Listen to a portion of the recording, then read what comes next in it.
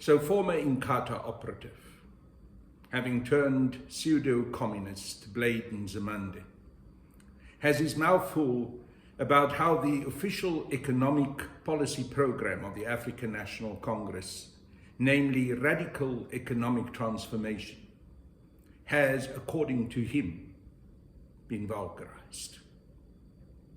Amazing how someone who calls himself a communist does not concern himself about the plight of the poor, is not concerned about the radical economic transformation that this country has to undergo if the majority of Black and especially African people ever want to be in control of their own destiny and scale the economic heights of this country.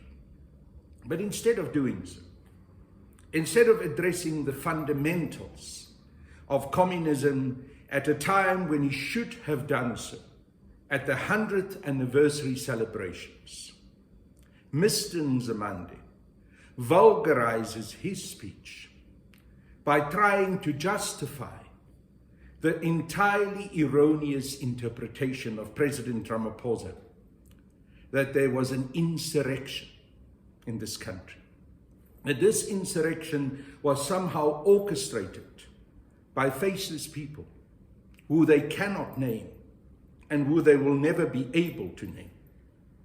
Because what we had seen was an upsurge of violence and looting, an expression of a deep sense of hopelessness from the majority of Black and especially African poor.